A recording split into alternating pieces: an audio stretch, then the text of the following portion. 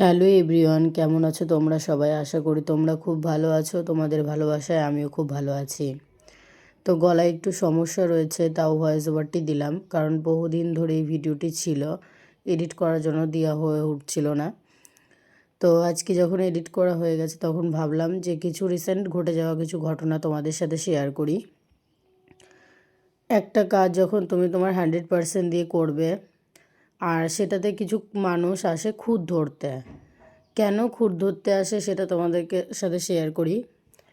যখন কেউ কিছু তোমার কাছে চাইবে আর তুমি সেটা ফ্রিতে করে দেবে না, তখনই হয়ে যাবে তুমি শত্রু।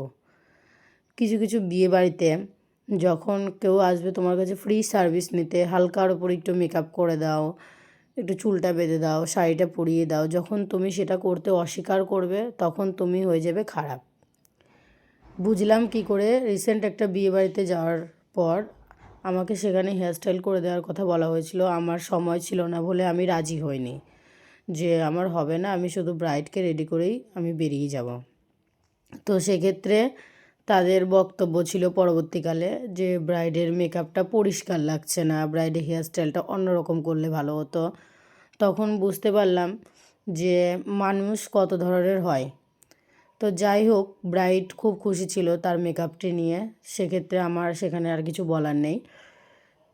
তো সেই সমস্ত কাকিমা জেঠিমাদের উদ্দেশ্যে একটা কথা বলছি, এর আগেও আমি এই নিয়ে একটা ভিডিও করেছিলাম।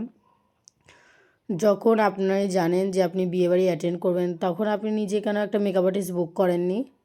আপনি তো একটা মেকআপ আর্টিস্ট দিদিকে বুক করে নিয়ে নিজের সাজটি সাজতে পারতেন। আপনাকে ফ্রি সার্ভিস দেওয়ার জন্য তো আমি সেখানে যাইনি, কারণ ফ্রিতে কোনো কিছু এখনকার দিনে কেউ পায় না। আর কাজটি যখন আমি শিখেছিলাম তখন কি কিছু টাকা দিয়ে আপনি আমাকে সাহায্য করেছিলেন? যে আজকে আপনি আমাকে ফ্রিতে করে দিতে বলছেন, সেটা আমাকে করে দিতে হবে। আমি গেছি যার কথা মতো, যে আমাকে পেমেন্ট করবে তাকে সাজাতে, আপনাকে নয়। বলো জ্যোতি, তোমার সেজে কেমন লাগলো? बहुत ही अच्छा, कम समय में इतना सुंदर मेकअप। Thank you. তোমার মতো ব্রাইড পেয়ে আমারও খুব ভালো লাগছে। চোখ বন্ধ করো। দেখো, কথা বলতে বলতে আমার মিষ্টি ব্রাইড রেডি হয়ে গেছে, ওকে কেমন লাগছে অবশ্যই জানিও।